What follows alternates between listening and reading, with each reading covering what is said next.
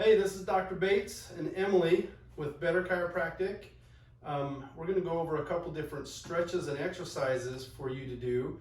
A lot of you are having to sit at home a lot more or just not moving as much as you normally do. So we want to make sure to give you a few things that you can be using at home to keep your backs healthy and happy. So we're going to go over a few different stretches today. First, we're going to start out with the cat camel. So we're going to have Emily on all fours. You want your knees directly under your hips and your hands directly under your shoulders.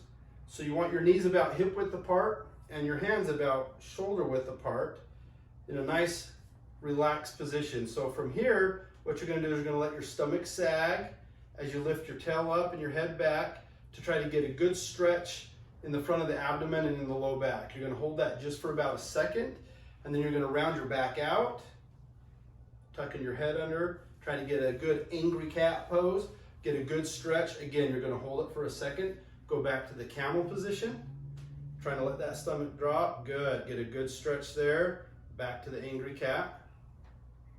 Good. So slow and controlled movement. Go ahead and relax.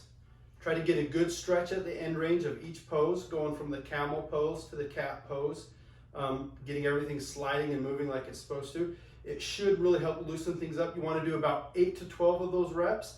After you've done 8 to 12 reps and you feel like your back's warmed up, we'll get you going on the next exercise.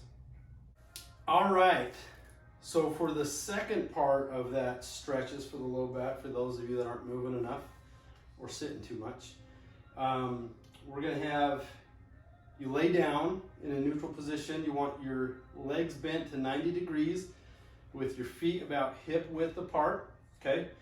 You are going to take your left leg, your left foot onto your right knee, right like that. So from there, you're just gonna let it go timber, okay? So let it go all the way down.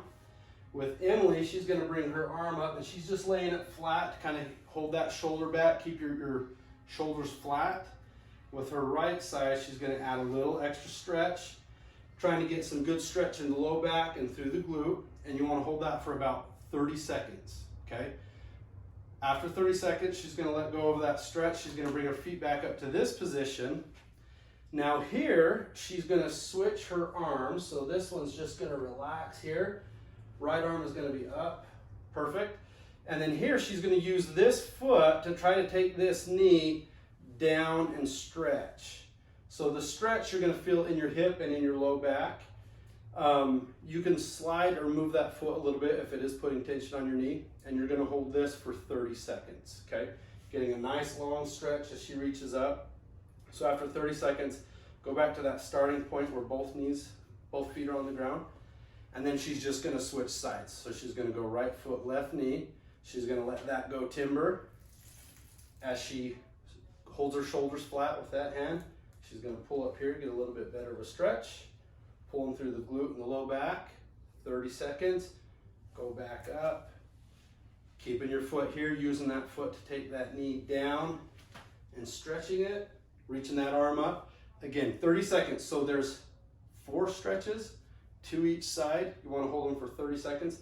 That'll really help give you some good mobility in that low back and loosen you up. So it's great in the morning, it's great if you've been doing too much sitting, or if your back's just feeling a little overly tight. So try those out. Let us know what you think. Again, we are open and we're here to help. Let us know if there's anything we can do for you.